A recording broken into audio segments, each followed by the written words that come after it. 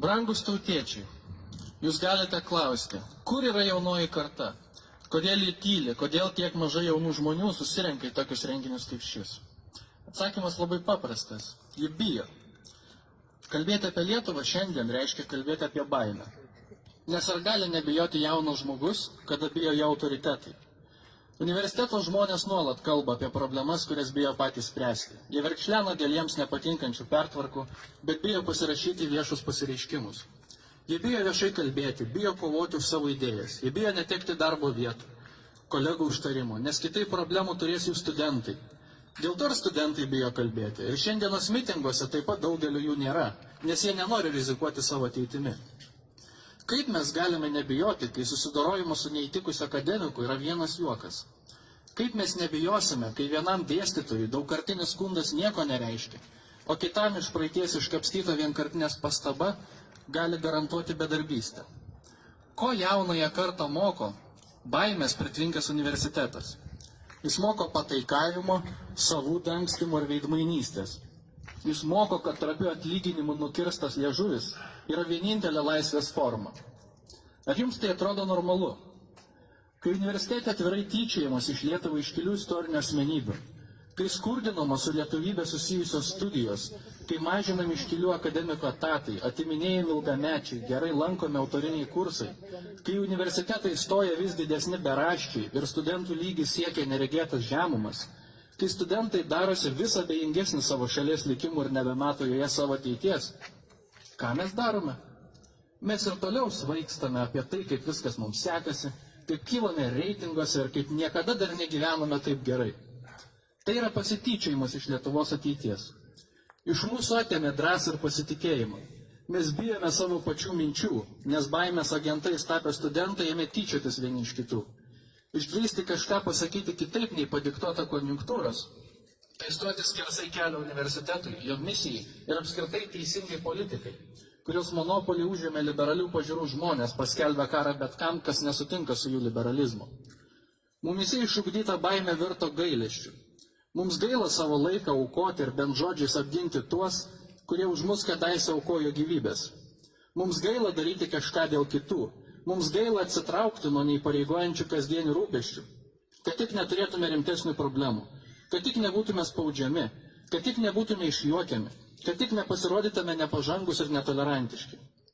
Mums gaila, nes patys svarbiausi dalykai, per amžius buvę žmogiškumo pagrindais, tapo dalykais, kurie neapsimoka. Universitetui neapsimoka studijos ir tyrimai, kurie taip pat neatsiperka ekonomiškai. Mums sakė, kad būti patriotiškais, tautiškais, laikytis tradicijų ir siekti Lietuvos klestėjimo paprasčiausiai neapsimoka. Bet lygiai taip pat neapsimoka aukotis, mylėti, kentėti, dovanoti.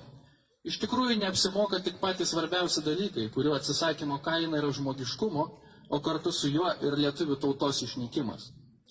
Tačiau universitete bandoma steigti gėjų ir transseksualų grupę, dauginamos įvairios lyčių, feminizmo, medijų ir kitokios naujųjų komunistų darbais paremtos studijų programos.